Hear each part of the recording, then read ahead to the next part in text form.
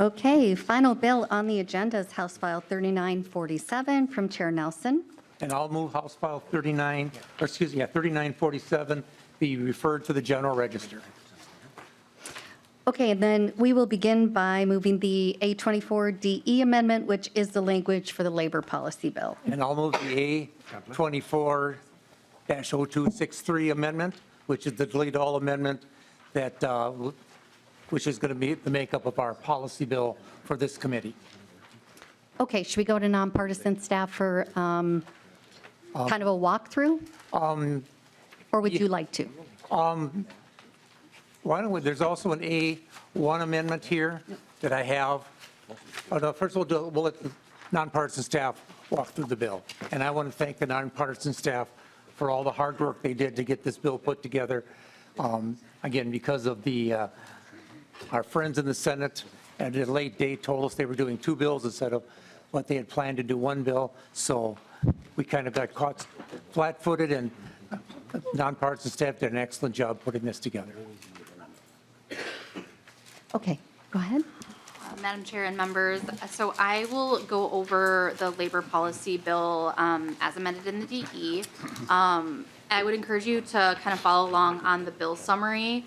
It is a lengthy DE, and so I'm going to refer to the bills that were heard this session. Everything in the labor policy bill is bills that were heard this session, including two just earlier today. So it includes the House File 4286, which was the labor standards policy and technical modifications. It also includes House File 4050, and that was the changes to the minimum wage. It includes House File 4787 from Representative Hill that was heard earlier on the credit card charges. It also has House File 3428, which was a technical bill from the Bureau of Mediation Services. House File 3587, and that is the posting of salary ranges for job postings.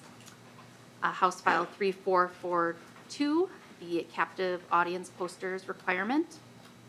House File 3516, which allowed for oral fluid testing for pre-employment. House File 3456, which is the restrictive covenants in service contracts are prohibited.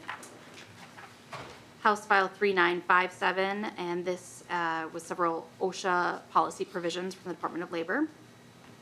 House File 4011, that is the surgical smoke evacuation systems policies. House File 4390, the Representative Wolgamott bill that was heard earlier today on the well contractor licensure provisions. And then finally, House File 3947, which is the vehicle for the labor policy bill. The underlying language was included for the construction codes and licensing policy and technical modifications. And like I mentioned, the bill summary goes into all of these sections in more detail. Happy to answer any specific questions. And Madam Chair, I'd like to move the A1 authors amendment, which is basically putting the bill in to match some of the language in the Senate bill.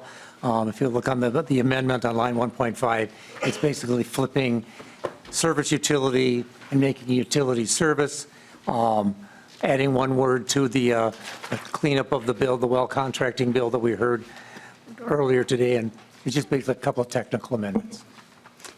Thank you, Chair Nelson, for explaining the amendment. All those in favor of adopting the amendment to the amendment, please say aye. Aye. Opposed? Motion prevails, and the amendment to the amendment is adopted. And Madam Chair, there's also an A2 amendment. I believe that's from Representative Myers. Thank you, Mr. Chair. I had to turn the page to find that out. Representative Myers, would you like to move and explain your amendment? Yeah, I would. Thank you, Chair Berg. Representative Nelson, so what this does is on Section 42 of House File 3587 in regards to salary range job postings, it's just that the effective date would be January 1st, 2025. Chair Nelson. And Madam Chair, that portion of the bill is a bill from Representative Bonner, and I spoke with Representative Bonner, and she's okay with doing that, and I'm okay with accepting this amendment, and I'd advise a yes vote on the A2 amendment. All those in favor of adopting the A2, say aye. Aye. Opposed? Motion prevails, and the amendment to the amendment is adopted. Chair Nelson, would you like to renew your motion? Well, first, if there's discussion of the bill, I guess. Oh, And I understand there's people from the department in the audience. If there are any technical questions that they're here to answer questions. right. I'm sorry, that was to adopt the A24DE amendment. Yeah, I'll renew my motion that the A24 amendment as amended be adopted. Thank you. All in favor, say aye. Aye. Opposed? Motion prevails, the amendment is adopted. To your bill, Chair Nelson, And or with any testifiers you may have. Anyway, there's people in the audience from the department that come down and testify. They have questions. Again, this is our policy bill. It's a compilation of the bills that Ms. James read through. That we've all heard these bills. Again, it's the captive audience bills, the youth contact creation, the oral fluid testing. Again, we've heard all these bills in committee here. And so this is our policy bill for the year. And again, hopefully it matches up with the Senate, and we can go from there. Thank you, Chair Nelson. Discussion to the bill as amended.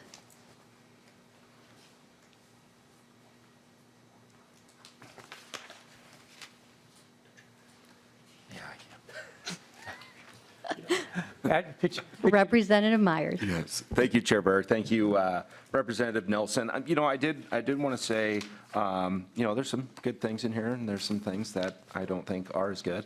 One thing that was helpful for me was, the testifiers we had that came in on House File 4011, which was Chair Berg's bill. It was something that I'm happy to see that that's in there. My hope is that we can kind of continue to work through this. I may have a few amendments for the floor, but we're just hopeful we can see this move in a little bit more balanced approach. So thank you. Chair Nelson, Thank you for that. any other discussion? Ooh, Lead McDonald. Yes, thank you, Madam Chair.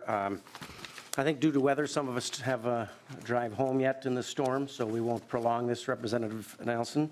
Overall, it's not too much of a controversial bill. There's some good elements in here for our Department of Labor and for our workforce. There are some issues that we were concerned with. We've already addressed those individually, such as the increase in fines to our businesses and some of the wage increases and minimum wage for the children and smaller businesses are a concern.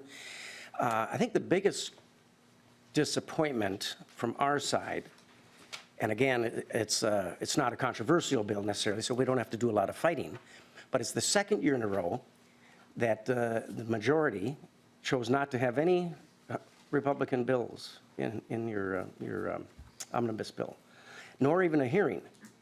Now, someday we will probably have the majority, perhaps next year, who knows? God only knows.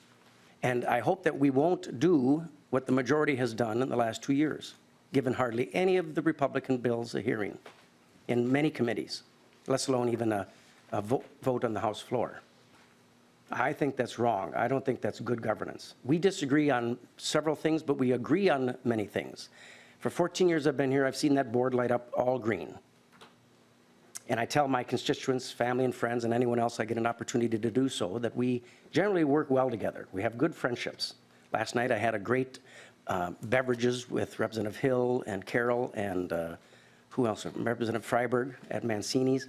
And I'm proud to always tell my constituents that we don't dislike each other down here. We work well together.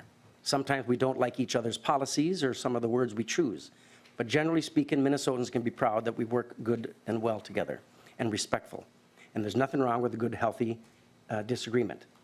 But when we have the majority, and if I ever have a chair and a gavel, I will make sure that I'm kind enough, at least, I guess maybe that's not the best word, but to give my opponent, the minority, some time to hear their bills. We're not all that bad. Some of our policy is actually pretty good. Some of our ideas are very good. At least that's what a lot of Minnesotans believe.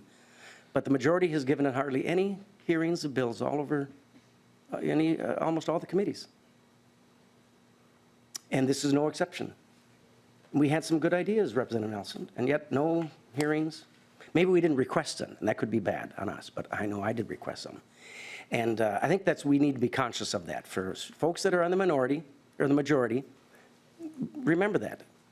It's not a good thing not to give us any hearings or listen to our ideas and give us an opportunity to govern in the state.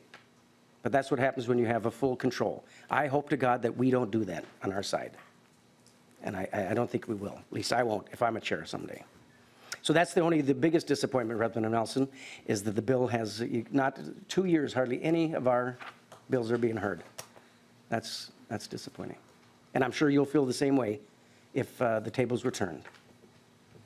That's all I have to say, Mr. Chair and Madam Chair. Thank you, Lead McDonald. Fair points. Chair Nelson, any closing remarks? Again, members, this is a bill that's a combination of all the bills we've heard during session, policy committee, the ones that we're putting forward for this year. And with that, Madam Chair, I'll renew my motion that House File 3947, as amended, be referred to the General Register. Thank you, Chair Nelson. Chair Nelson renews his motion that House File 3947, as amended, be re-referred to the General Register. All those in favor say aye. Aye. All those opposed? The motion passes.